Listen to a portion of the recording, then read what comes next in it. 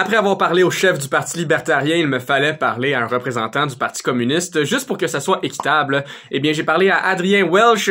J'imagine que je massacre amplement la prononciation, mais c'est un candidat pour le Parti communiste dans le Québec. Donc, le Parti communiste est un des plus vieux partis pour les élections canadiennes qui s'en viennent. Et ils ont des postures, évidemment, communistes et ils veulent transformer le Canada en une société socialiste. Je vous laisse écouter ça. Mais avant toute chose, n'hésitez pas à vous abonner, de mettre un like et commenter ce que vous pensez de ce parti. Ça serait très apprécié pour me supporter dans mon aventure de parler à tous les plus petits partis du Canada afin d'aider la démocratie à être connue de tous et voir toutes les options possibles et la tempête d'idées qu'on a ici au Canada. C'est bon, je vous laisse à l'écoute. On se revoit après. Salut! Avant toute chose, ce serait pratique que vous sachiez quelle était ma première question. Elle n'a pas enregistré, mais c'était quels sont les enjeux principaux pour ces élections-ci? Bah, c'est sûr que la question qui est sur toutes les lèvres, qui risque d'être aussi la question de l'urne en ce moment, c'est la question des tarifs, de quelle relation le Canada devrait avoir avec les États-Unis de Donald Trump.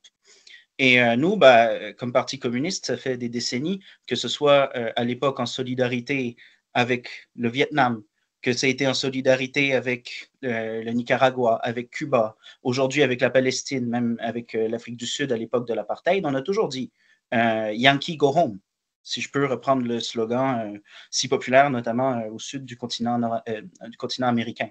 Et aujourd'hui, plus que jamais, c'est possiblement ce qu'on doit dire et ce qu'on doit scander. Yankee go home. Pourquoi? Parce que c'est pas naturel, c'est pas normal même qu'on vive dans un pays où un État, les États-Unis, peuvent avoir autant d'influence sur notre économie, sur notre vie sociale, sur même notre vie culturelle. Et ça fait des décennies qu'on le dit. Aujourd'hui, avec Trump, qui, plus qu'une rupture avec les anciennes administrations américaines, mais plutôt dans une logique de continuité, mais aussi d'exacerbation, ça devient de plus en plus clair et de plus en plus populaire de dire, voilà, il est temps maintenant de défendre la souveraineté populaire, qui n'a rien à voir avec le nationalisme d'ailleurs, mais une souveraineté populaire, une souveraineté des peuples qui composent le Canada, une souveraineté ouvrière aussi, parce qu'en réalité, qu'est-ce qu'il veut à travers toutes ces billevesées, à travers ces chantages de tarifs qu'il impose un coût et qui n'impose pas le lendemain, en réalité, ce que veut Trump, c'est une plus grande intégration de l'économie canadienne à l'économie américaine. Et qu'est-ce que ça implique? Ça implique des milliers de mises à pied. Juste en ce moment, avec les menaces tarifaires, on sait qu'il y a plus de 3000 emplois, 3000 ouvriers du secteur automobile dans le sud de l'Ontario qui ont reçu des lettres, des notices de mise à pied. Et ça, c'est juste le début. Parce que l'industrie automobile, qui sera très vraisemblablement frappée par ces tarifs en priorité, on parle d'à peu près 600 000 emplois directs et indirects à travers le Canada. Et évidemment, c'est 600 000 emplois qui vont être sacrifiés sur l'autel des profits capitalistes, sur l'autel de l'impérialisme américain. Pourquoi? Parce que les salariés de l'automobile, de toute l'industrie nord-américaine, ceux qui travaillent au Canada, c'est eux qui sont les mieux payés. Et le but de l'administration Trump, c'est pas de faire revenir, soi-disant, les emplois aux États-Unis, c'est même de délocaliser à l'intérieur des États-Unis pour faire pression à la baisse sur les salaires des travailleurs automobiles et donc sur les salaires ouvriers en général. Trump veut aussi passer au tordeur la gestion de l'offre, qui est si importante pour les petits producteurs agricoles québécois, particulièrement québécois, mais aussi il y en a plusieurs ailleurs au Canada. Mais si on regarde à peu près par ordre de grandeur, on parle d'à peu près une soixantaine, je pense, de têtes de bétail par ferme au Québec, contre à peu près 300 dans l'Ouest canadien, contre des milliers pour les grandes fermes latifondières aux États-Unis. Donc, évidemment, l'objectif de Trump, c'est de faire péter cette gestion de l'offre pour que les petits producteurs agricoles soient mis en compétition avec les magnats, les potentats de l'agrobusiness américain. Évidemment, Trump, à travers ça, et puis il s'en est jamais caché d'ailleurs, veut casser nos services publics, permettre une plus grande pénétration des monopoles des grandes entreprises américaines dans l'économie canadienne. En définitive, je pense que ça, c'est un point dont personne ne parle, c'est forcer une augmentation des dépenses militaires à coût de dizaines de milliards de dollars. Si on augmentait, par exemple, le budget militaire à 2% du PIB, et d'ailleurs, Trump l'exige, mais tous les partis politiques qui sont au Parlement en ce moment s'accordent sur cet objectif de 2%, on parlerait de 73 milliards de dollars de plus par année dans le budget militaire. C'est autant d'argent qui ne servira pas à construire des logements sociaux pour pallier une crise du logement qui est presque une crise humanitaire aujourd'hui. C'est autant d'argent qui ne sera pas remis en place pour étendre nos services de santé, pour étendre notre service d'éducation. Au contraire, c'est de l'argent qui va être utilisé pour... c'est du gaspillage parce que c'est de l'argent qui n'est non pas utilisé pour construire, pour bâtir un avenir, mais pour détruire et saquer finalement les économies des peuples à travers le monde. Et tout ça pour les intérêts et les stricts intérêts des grandes entreprises canado-américaines. Donc, quand on dit Yankee Go Home, c'est tout ça qu'on veut dire. C'est pas juste par rapport à Trump, c'est par rapport à la mainmise des États-Unis sur l'économie canadienne. C'est aussi par rapport à la nécessité plus que jamais aujourd'hui du retrait du Canada de l'OTAN et d'une politique étrangère canadienne qui est basée sur la paix et la solidarité internationale. En ce moment, il y a un génocide qui est en cours à Gaza, qui a fait presque 50 000 morts, peut-être même plus, mais disons, si on prend les chiffres officiels, pratiquement 50 000 morts. Et ce génocide-là, en réalité, il est certes perpétré par l'armée israélienne, mais les producteurs, ceux qui financent, ceux qui arment les génocidaires, c'est les États-Unis. Et le Canada étant membre de l'OTAN, le Canada considérant qu'il est un allié, entre guillemets, des États-Unis, refuse de s'opposer à la politique américaine. Et ça fait, c'est pas nouveau, c'est pas seulement depuis Trump, ça fait plusieurs années, ça fait des décennies même, que le Canada s'embarque dans une politique étrangère qui est de plus en plus soumise à celle de l'impérialisme américain. Donc, il faut se défaire de tout ça. Il faut se défaire de tout ça parce qu'en réalité, il n'y a personne, ni au Canada, ni à travers le monde, qui bénéficie de cette soumission de nos économies et de nos politiques aussi, puisque la politique suit en général l'économie. Donc, nous, ce qu'on veut, c'est des politiques de rupture avec le pouvoir des grandes entreprises qui sont les principales responsables de la guerre, les principales responsables de la casse de nos services publics, les principales responsables de l'inféodation de l'économie canadienne aux États-Unis, les principales responsables de la crise du logement, les principales responsables des problèmes socio-économiques qu'on connaît aujourd'hui, incluant l'inflation. Et donc, parmi nos points de rupture, on veut une relance économique qui soit basée sur un vaste chantier de nationalisation. On veut nationaliser les secteurs clés de l'industrie, particulièrement l'industrie secondaire. Vous savez, juste au Québec, dans les années 80, c'était à peu près 3/4 de la production d'acier qui était produite localement. Aujourd'hui, on en importe les 3/4. Donc, il y a eu une baisse de productivité de nos économies. Et qui dit baisse de productivité de nos économies dit en réalité une économie de plus en plus parasitaire et de plus en plus financiarisée et donc de plus en plus dépendante des marchés internationaux. Mais évidemment, dans la situation actuelle, on sait très bien que les monopoles privés n'ont absolument aucun intérêt à réindustrialiser. Pourquoi? Parce que ça coûterait trop cher. Donc, la seule façon d'y parvenir, c'est par un vaste chantier de nationalisation qui permettrait non seulement la réindustrialisation, mais aussi de créer ce qu'on appelle des industries industrialisantes et donc qui permettrait de faire un appel d'air économique pour dynamiser l'économie, en particulier dans les régions. Parce qu'on le sait, avec les tarifs de Trump, avec la récession qui sera probablement induite, et d'ailleurs qu'il y ait des tarifs ou qu'il n'y en ait pas, il y a de fortes chances qu'on tombe en récession, en tout cas en crise assez profonde économique. Au final, c'est les régions qui vont payer le plus lourd tribut.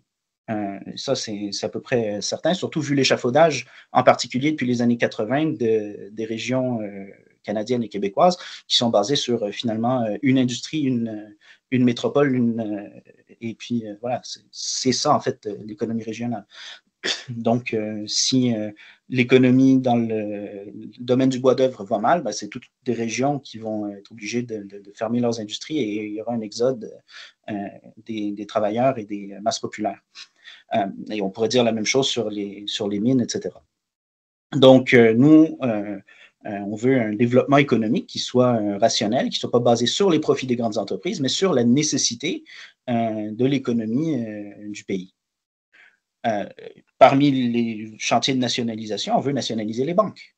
Ce qui permettrait, premièrement, de faire baisser les taux d'intérêt. Puisque l'idée de la banque maintenant, c'est plus de générer des profits, mais plutôt de permettre l'accès au crédit et de permettre et de stimuler l'épargne chez les petits épargnants et non pas simplement aider les grandes entreprises. Je suis convaincu que plusieurs petits commerçants seraient tout à fait d'accord avec ce projet-là, de ne pas avoir à payer des taux d'intérêt prohibitifs pour leur projet de développement, de la même façon que des épargnants qui voudraient acheter une maison ne devraient pas avoir à payer des taux d'hypothèque également prohibitifs. Et évidemment, l'idée serait que les profits des banques soient réinvestis dans l'économie et non pas dans des profits privés. Bien sûr, on veut couper le budget militaire de 75%. Il n'y a absolument aucune raison qu'on dépense autant dans l'armée, dans l'armement. Il n'y a absolument aucune raison que cet argent-là ne soit pas réinvesti dans les programmes sociaux dont on a tant besoin. C'est pas vrai que le Canada est menacé par la Russie. C'est pas vrai que le Canada est menacé par la Chine. En réalité, je pense que c'est de plus en plus clair. La plus grande menace, c'est les États-Unis et pourtant, c'est eux qui nous demandent d'investir de plus en plus dans des dépenses militaires et souvent dans des dépenses militaires qui vont servir leurs intérêts beaucoup plus que les intérêts de la défense du Canada. En réalité, quand ils nous demandent de dépenser autant dans l'industrie militaire, ce qu'ils veulent, c'est nous préparer à la guerre. C'est nous assurer que le Canada déploie de plus en plus de troupes à l'extérieur du pays. C'est nous demander finalement d'envoyer des frégates et de faire des opérations conjointes offensives avec les États-Unis et les soi-disant alliés de l'OTAN. Or, nous, ce qu'on dit, c'est que bien sûr, il y a besoin d'une armée pour contrôler nos frontières, une armée qui va certainement permettre aussi de venir en aide à la population dans le cadre de cataclysmes naturels, mais il n'y a absolument aucune raison qu'on envoie des soldats à l'étranger. Nous, ce qu'on dit, c'est plus un soldat canadien hors du Canada, pas un sou de plus pour les guerres impérialistes. Donc, clairement, il faut couper de 75% le budget militaire. Et d'ailleurs, avec cet argent-là, on aurait assez d'argent pour reconstruire des écoles, des hôpitaux, embaucher des médecins, des intervenants sociaux, etc., pour faire face aux problèmes qui nous accablent. Alors évidemment, ça, ce sont des points de rupture qui sont très importants pour nous dans notre lutte, dans notre combat politique. On est pourtant très conscient que avec les 24 candidats qu'on va présenter, tout seul, on n'y arrivera pas. Et c'est pourquoi aussi, en tant que Parti communiste, on met de l'avant l'idée d'une alliance anti-monopoliste, anti-impérialiste, c'est-à-dire une alliance des forces politiques, sociales, démocratiques, syndicales, qui sont d'accord sur ces points de rupture. Et évidemment, cette alliance-là, elle doit commencer non pas par les urnes, mais dans la rue, à travers une convergence de lutte qui nous permettra finalement de forcer la main et de faire fléchir le pouvoir des grandes entreprises. Et on espère, on est conscient que une fois cette étape passée, il faudra éventuellement que cette alliance de la rue se transforme dans les urnes. Et pour cela, évidemment, il faudra un véhicule politique, comme ça s'est vu et ça se voit encore aujourd'hui dans plusieurs pays où les partis communistes sont, pour des raisons historiques et certainement surtout objectives. On peut penser par exemple au Portugal, avec la coalition démocratique unitaire entre le Parti communiste du Portugal, le Parti vert et d'autres formations sociales et politiques, qui jouent un rôle de premier plan justement dans la dynamisation des luttes et qui joue un rôle de premier plan aussi dans finalement l'avancement d'une perspective populaire envers et contre le système capitaliste, envers et contre le pouvoir des grandes entreprises qui, en réalité, peu importe qui sera élu à Ottawa, on le sait, ce sont elles qui dirigent le pays. C'est bon, un bon tour d'horizon assez complet, c'est bien parfait. Au début de votre explication, vous aviez aussi fait la mention de la différence entre populaire et nationaliste. Donc, pour l'auditeur moyen qui peut-être ne connaît pas tant les termes, est-ce que vous pouvez m'expliquer un peu c'est quoi la différence? Qu'est-ce que vous voulez dire par populaire? Mais disons que ce qu'on voit en ce moment, et je remercie la question d'ailleurs, c'est mon erreur, j'ai pas étendu, mais je me suis pas étendu là-dessus. Mais là, ce qu'on entend en ce moment, c'est que ce soit Yves-François Blanchet, que ce soit Pierre Poilievre, que ce soit Mark Carney, que ce soit Jagmeet Singh, pour nommer les principaux chefs de parti. C'est comme si chacun essayait de se positionner comme le défenseur du Canada. Fort bien. Mais la vérité, c'est que à aucun moment dans notre histoire, ce sont les États-Unis, sauf peut-être en 1812, mais ça fait voilà, plus de 2 siècles, qui sont venus et qui ont imposé leurs lois sur le Canada. À chaque fois, et ça a commencé, je dirais, si on veut revenir à l'époque plutôt contemporaine, en 1948, avec le gouvernement libéral d'ailleurs, pas conservateur, de Louis Saint-Laurent, où ce même gouvernement a failli adopter, ça a été débouté en chambre, et d'ailleurs, ça a été lettre morte après la défaite du gouvernement Louis Saint-Laurent, mais ils avaient comme plan ce qui s'appelait le plan Abbott. Et le but du plan Abbott, en gros, c'était une union militaire, économique entre le Canada et les États-Unis. Et très clairement, c'est en gros ce que veut Donald Trump aujourd'hui. Mais c'est le Canada et les grandes entreprises canadiennes qui, dans un contexte d'offensive contre l'Union soviétique et dans un contexte aussi où les mouvements populaires dans les années d'après-guerre au Canada étaient très peu chauds à l'idée de voir le Canada s'embarquer dans le camp de l'impérialisme et de la guerre, qui ont décidé finalement, de leur côté, de s'allier avec les grandes entreprises américaines. Ça ne s'est pas fait d'une façon aussi intégrée que Louis Saint-Laurent l'aurait voulu, mais c'est ce qu'on a vu. Et puis, avec le temps, 40 ans plus tard, en 88, il y avait le gouvernement Mulroney qui signait la première mouture d'un accord de libre-échange entre le Canada et les États-Unis. Et quelques années plus tard, avec le gouvernement chrétien, on fondait l'ALENA. Donc, le nationalisme, finalement, c'est une posture qui est identitaire, qui n'est pas du tout démocratique, qui dit on met de l'avant les intérêts du Canada, mais sous-entendu les intérêts des grandes entreprises. D'autant plus qu'au Canada, il n'y a pas une seule nation canadienne. Il y a plusieurs nations. Il y a les nations autochtones et les peuples autochtones. Il y a la nation acadienne, il y a la nation québécoise et il y a les minorités nationales. Donc, parler d'un nationalisme canadien dans cette situation-là, de dire le Canada d'abord, moyennant de sacrifier finalement les intérêts de la classe ouvrière, de sacrifier les intérêts des petites nations, de sacrifier les intérêts du Québec. Et d'ailleurs, on en parle à juste titre, sacrifier la protection du français, etc.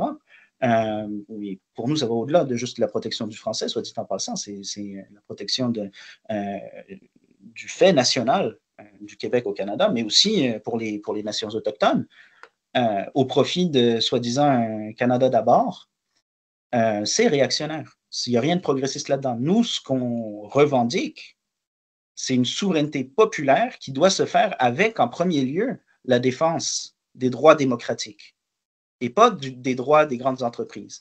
Ce que disent les Yves-François Blanchet, ce que disent les Carney, ce que disent les Jagmeet Singh et Poilievre, en réalité, ça n'a rien à voir avec la défense des intérêts de la majorité, ce qui serait souveraineté populaire, mais ça a à voir avec la défense des intérêts des entreprises canadiennes. Après, ils ne s'entendent peut-être pas tous sur quelle section de quelles entreprises, mais tous s'entendent sur le fait qu'au final, il va falloir s'entendre avec les États-Unis. Et il faudra trouver un partenariat pour essayer de revenir à comme c'était avant. Or, nous, on dit, il ne faut pas revenir à comme c'était avant. comme c'était avant, c'était déjà un problème. C'est la racine du problème. Maintenant, ce qu'il nous faut, c'est une économie canadienne qui soit basée non plus sur la soumission, l'inféodation aux intérêts des grandes entreprises canado-américaines et multinationales, mais plutôt sur une diversification. C'est pas normal que 80% de notre économie soit entre le Canada et les États-Unis. Il y a beaucoup plus de pays qui bénéficieraient d'ailleurs d'un multilatéralisme. Donc, pour défendre les intérêts populaires, les intérêts de la souveraineté populaire, il faudrait diversifier, surtout pas mettre tous nos œufs dans le même panier. Donc ça va impliquer, oui, certainement un certain partenariat avec notre voisin américain, mais aussi un partenariat avec la Chine, qui est quand même le plus grand marché mondial, avec les pays des BRICS, avec certains pays européens, des pays africains, des pays latino-américains, comme Cuba, par exemple, qui certainement, enfin, il y a déjà d'ailleurs beaucoup de relations commerciales entre Cuba et le Canada, mais ça pourrait être décuplé, qui est quand même, si on laissait Cuba vivre, si on permettait à Cuba d'avoir accès à tous les matériaux dont ils ont nécessaire, ça pourrait être un Singapour de la Caraïbe. Donc, voilà. C'est ça la différence. Nous, le nationalisme est un déni de démocratie, alors que la souveraineté populaire, c'est prend en compte les questions démocratiques et surtout, ça prend en compte les intérêts des travailleurs, pas juste les intérêts des grandes entreprises. Vous me parlez aussi de plein de façons de faire plier le capital pour essayer d'être favorable au peuple, plus à la majorité finalement. Comment y arriver à faire plier ce capital-là? Comment faire changer les choses? Comment faire bouger la société? Ben, c'est pas une question facile. Il n'y a pas de réponse facile. Effectivement, je m'en doute, là. Il n'y a pas de réponse facile. Mais ce qu'on peut dire d'abord, pour commencer, c'est que ça ne fait aucun doute que le capitalisme a fait son temps. Si on regarde les indicateurs économiques, le capitalisme est un frein au développement. Que ce soit au Canada, que ce soit aux États-Unis, dans tous les pays, disons, industriels avancés. Ce que ça veut dire, c'est que, en définitive, les conditions objectives sont mûres.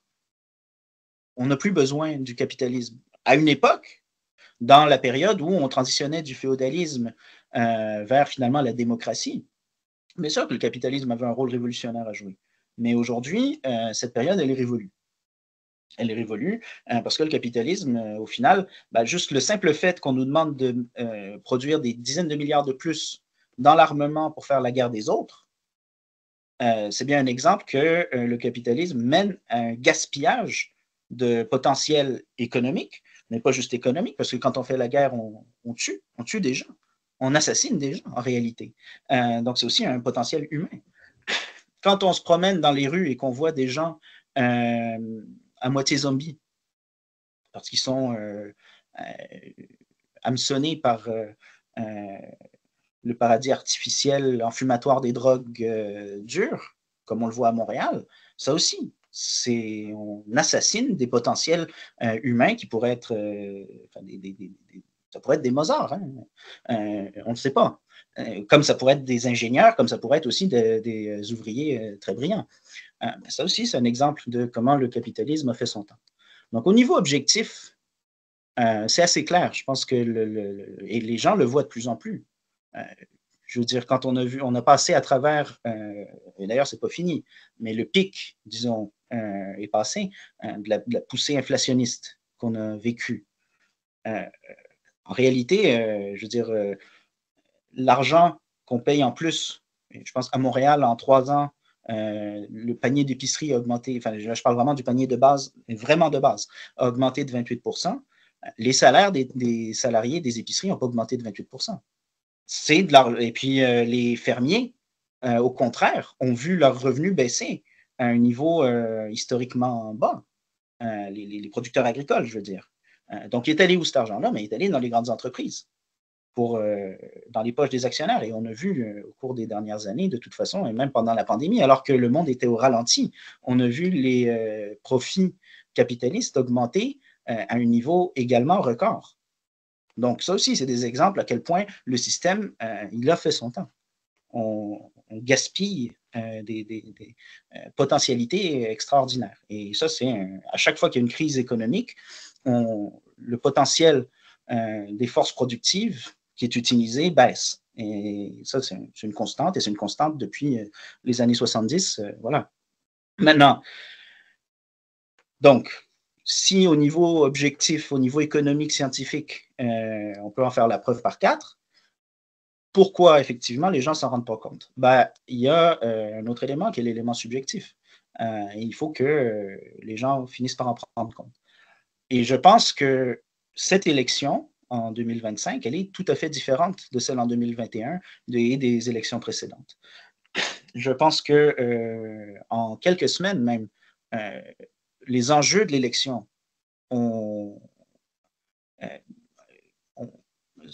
se sont modifiés.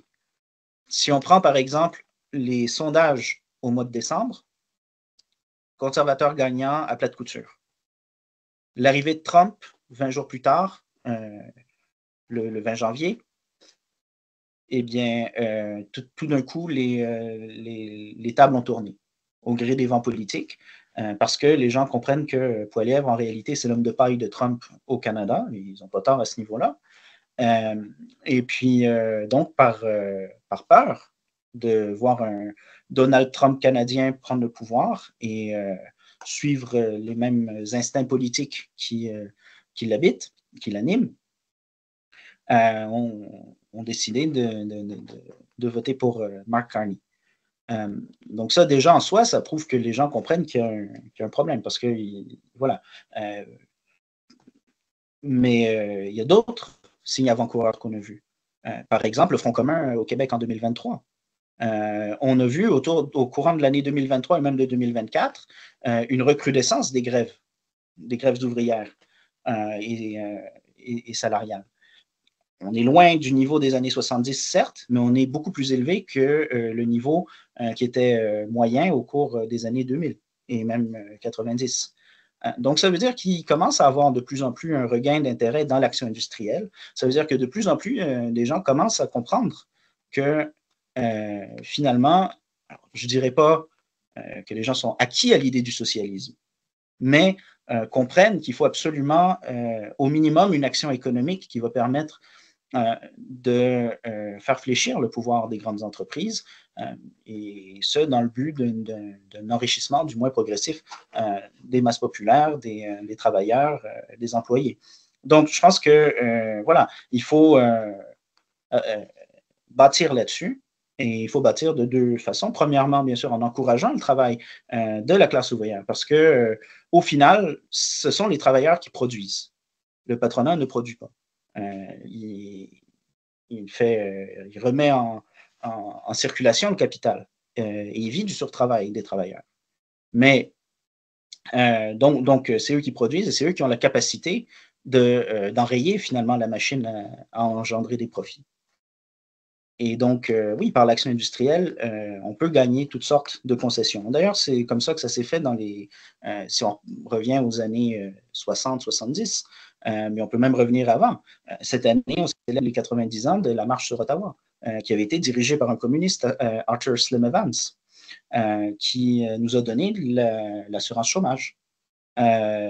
Normand Béthune, dans les années 30 aussi, qui était membre du Parti communiste, à travers son travail, et à travers les mobilisations du Parti communiste et à travers nos contacts politiques, et notamment grâce à l'élection de Fred Rose au Parlement en 1943 et sa réélection si je ne me trompe pas, 44.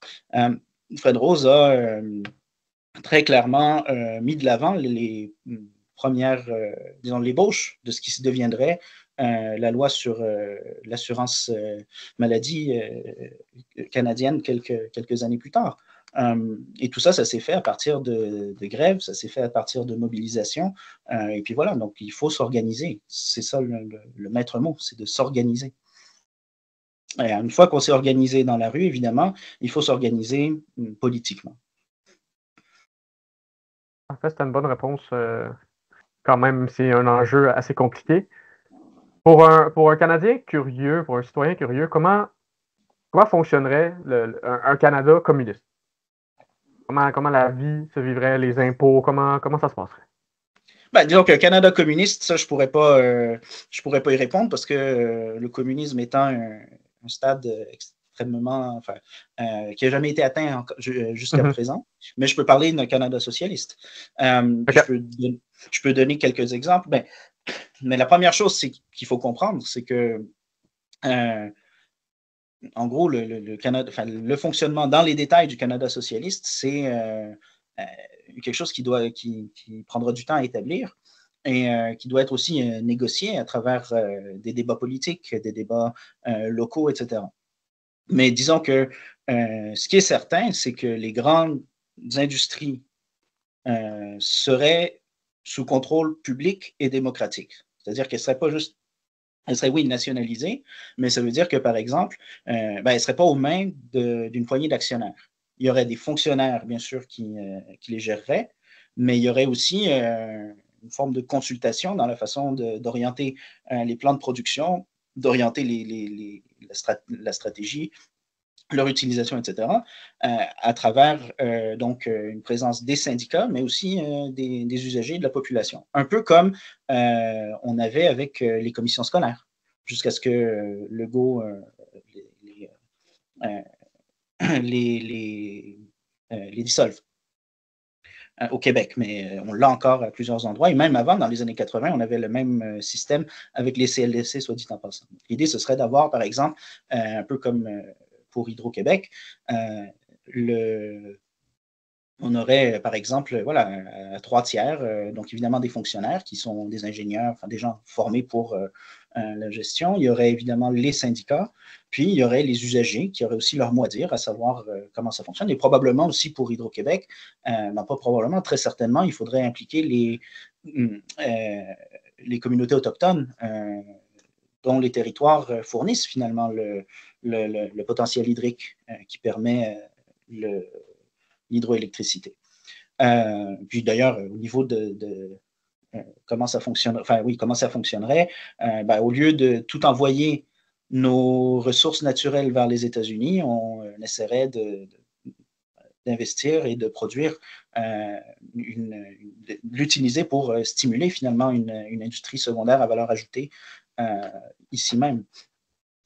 Mais disons que dans le quotidien des gens, je ne pense pas qu'il y aurait énormément de changements par rapport à comment on vit. La seule chose, c'est que ben, il y aurait moins d'attentes dans les hôpitaux parce qu'il y en aurait plus. Il y aurait des médecins de famille parce qu'on mettrait l'accent sur la formation de médecins et d'agents de santé plutôt que sur la formation de gestionnaires et puis de gens qui touchent à toutes sortes de métiers du marketing, etc.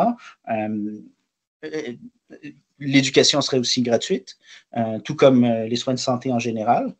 Les impôts, ben, la population, ça pourrait vous surprendre, mais la population en général, la majorité de la population paierait moins d'impôts qu'on en paie aujourd'hui, ça j'en suis convaincu. D'ailleurs, c'est une de nos demandes.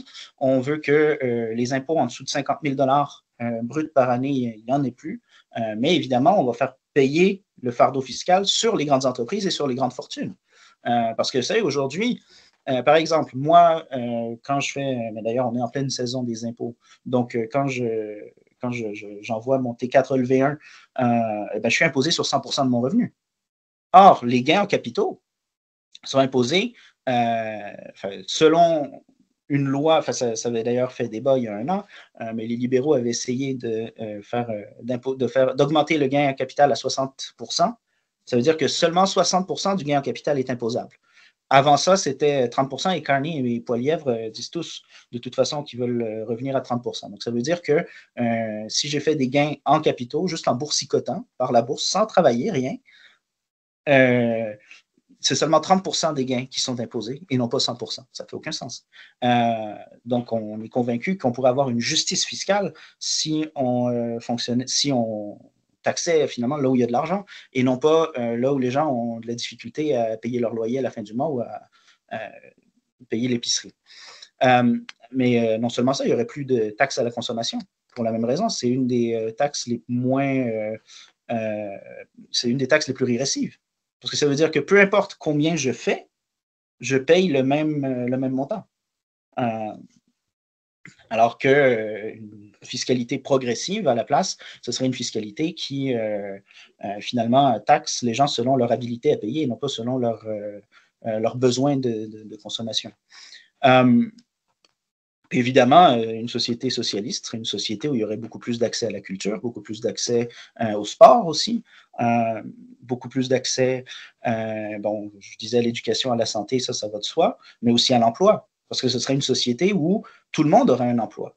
C'est aberrant, et pour moi, et pour nous, les communistes en général, priver quelqu'un de son logement, priver quelqu'un de son emploi, ça devrait être criminel. Et puis, ça devrait aussi être criminel de polluer l'environnement comme les grandes entreprises peuvent le faire, comme le Fonderie Horn, par exemple, le fait en ce moment. Et c'est aussi un des éléments qui est assez important dans notre plateforme, c'est d'aller imposer des peines même criminelles pour les pollueurs qui refusent de se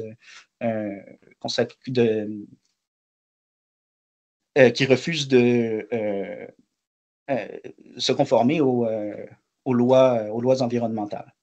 Maintenant, donc en gros, ce serait quoi la différence fondamentale entre une société socialiste et la société dans laquelle on vit en ce moment? Ce serait ni plus ni moins que on ferait payer les grandes entreprises et non pas la population. Et on mettrait l'accent sur non pas le bien-être des plus riches, mais le bien-être de la majorité. Parfait. Et brièvement, là, qu'est-ce que vous souhaitez accomplir cette année avec votre campagne électorale? Avec notre campagne électorale, disons que le plus important au point où on en est, c'est d'ancrer l'action du Parti communiste dans les localités là où on est organisé, là où on est présent. Ce qu'on souhaite, c'est aussi de mettre de l'avant, essayer de mettre de l'avant, évidemment, notre programme, parce que bien qu'on ne soit pas élu, même si de tous les partis politiques qui ne sont pas en ce moment représentés à Ottawa, des partis qu'on appelle extra-parlementaires, on est le seul parti qui a fait élire des candidats à tous les échelons, que ce soit au provincial, que ce soit au fédéral, que ce soit même au municipal et même dans les élections scolaires. Et ça, à travers les 100 ans de notre existence, plus de 100 ans. On a été créé en 1921, ce qui fait du Parti communiste le deuxième plus ancien parti au Canada. Donc, évidemment, on veut agiter, on veut organiser autour de nos points, mais des points de rupture dont j'ai parlé plus tôt. Mais le point le plus important pour nous, c'est surtout de montrer que les travailleurs et les masses populaires méritent mieux. Elles n'ont pas à choisir entre tel ou tel parti qui est fondé de pouvoir des grandes entreprises, du capital, qui peuvent voter pour un parti communiste, un parti qui appelle à la paix et la prospérité, et non pas à la guerre et l'austérité, un parti qui appelle à une véritable souveraineté populaire envers et contre la gabegie des grandes entreprises et envers et contre aussi les menaces et le chantage de Donald Trump et de l'impérialisme américain en général. Et surtout qu'elles peuvent faire confiance à un parti qui, même si on n'a pas d'élu, un parti qui est capable et qui continuera, comme on le faisait avant et comme on continuera de le faire au lendemain des élections, de lutter pour ces points de rupture. Et un parti qui est organisé, un parti qui, depuis 104 ans maintenant, défend toujours et a toujours défendu les intérêts de la classe ouvrière et des masses populaires, et ce, sans compromission. Et pour terminer, est-ce que vous avez un message en particulier que vous voulez passer à l'électorat? Mais ce qui est important, je pense, à dire aussi, c'est que les élections actuelles, ce sont des élections qui se déroulent sur un fond de crise du capitalisme et de fuite en avant de l'impérialisme. Les menaces de Donald Trump, en réalité, sont un signe de faiblesse de l'impérialisme américain. Or, l'impérialisme, quand il est en difficulté, il devient de plus en plus violent. Et sa violence, on la voit par les guerres qu'il promeut, donc les guerres à venir, mais aussi les guerres qu'il mène à travers le monde, des guerres de rapine, des guerres qui n'ont d'autre intérêt que de renflouer les caisses des grandes entreprises américaines, des grandes entreprises multinationales d'ailleurs, eu égard d'où elles viennent. Mais cette violence, on la voit aussi par l'érosion de nos droits démocratiques. Ce n'est pas seulement la guerre à l'étranger, mais c'est aussi essayer d'instiller une guerre civile au sein des travailleurs, de liguer les hommes contre les femmes, de liguer les travailleurs syndiqués contre les travailleurs non syndiqués. D'ailleurs, c'est un des maîtres mots de la campagne de Pierre Poilievre qui, oui, prétend on veut moins de cravates et plus de bottes de travail, mais en réalité, ce qu'il veut dire, c'est je suis pour les travailleurs, mais je suis contre les syndicats. Or, on sait que ce sont les syndicats qui nous ont donné la capacité de faire grève et qui nous ont donné nos pauses et nos congés payés. Et qui nous ont donné aussi le salaire socialisé, tout comme l'assurance chômage. Ils essayent de liguer les travailleurs immigrants contre les travailleurs québécois ou canadiens. Ils essayent de liguer les travailleurs francophones contre les travailleurs anglophones. Ils essayent de liguer les personnes trans contre le reste de la population. Et la liste, elle est très grande et ils le font de façon très pernicieuse selon un discours qui est axé entre une fausse dichotomie entre les élites, et les élites, on ne sait jamais exactement c'est qui, et le peuple, qui lui-même n'est pas jamais très bien défini. Devant ce discours qui est très dangereux et qui nous rappelle les discours de Mussolini dans les années 30, qui nous rappelle les discours dans les années 20 même, qui ont mené à la marche sur Rome, les discours de Hitler dans les années 30, et qui nous rappelle aussi, plus proche de nous, les discours de Meloni en Italie, de Milei en Argentine, de Marine Le Pen en France. Nous, les communistes, on appelle à la vigilance, mais on appelle surtout à la résistance et encore plus à l'offensive. À l'offensive parce que, au final, la société, elle est divisée en deux classes. Il y a ceux qui travaillent et qui produisent, et il y a ceux qui vivent du travail des autres. Il y a les travailleurs, les masses populaires, les employés, les salariés qui ont ensemble un intérêt commun, qui doivent s'unir envers et contre l'intérêt de cette classe parasitaire et exploiteuse, et plus particulièrement les grands requins de cette classe-là, le capital, les grandes entreprises, les transnationales, qui sont, elles, les responsables de la crise dans laquelle on se trouve. Et c'est pour ça qu'on appelle les électeurs à venir voir, à prendre connaissance de notre programme du Parti communiste, à laisser tomber peut-être les préjugés qui existent et qui ont été instillés depuis des décennies d'anticommunisme en Amérique du Nord.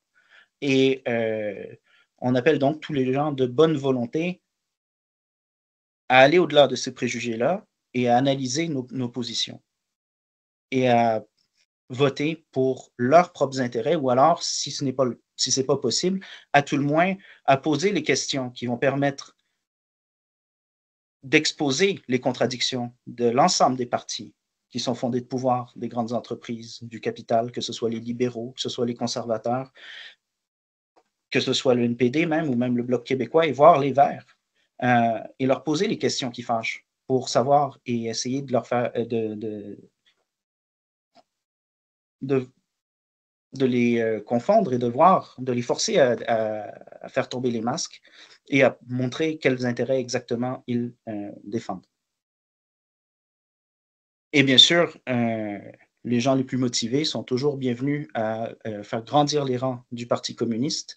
Comme le disait Paul Vaillant-Couturier, le communisme, c'est la jeunesse du monde. Et nous, comme parti, même si nous sommes un parti qui existe depuis 1921, on a pour coutume de dire que nous sommes le plus jeune, mais en même temps le plus mûr des partis politiques du Canada. Et c'est ainsi que s'est conclu mon entrevue avec Adrien Welsh du Parti communiste du Canada. Merci beaucoup d'avoir été là à l'écoute. N'hésitez pas à mettre un like si vous avez apprécié. Et passez-moi en commentaire ce que vous pensez de ce parti et quel autre groupe de pression ou parti vous aimeriez que je discute avec. Parce que honnêtement, là, je vais avoir fait le tour des partis qui m'ont répondu. Il va me rester les groupes de pression qui pourraient être intéressants. Et j'en ai un jusqu'à maintenant qui m'a contacté. À suivre, abonnez-vous pour poursuivre le tout. Merci encore d'avoir été là. On se revoit dans 2 jours avec le parti le Parti de la protection animale du Canada. C'est le dernier, pour l'instant, que j'ai une entrevue d'assurer. Sinon, il va me rester le Parti marijuana, le Parti populaire et le parti... J'ai dû retourner rechercher dans mes courriels et c'est le Parti centriste que je voulais dire. Mais bon, on se revoit dans les prochaines, dans 2 jours. Merci encore. Salut!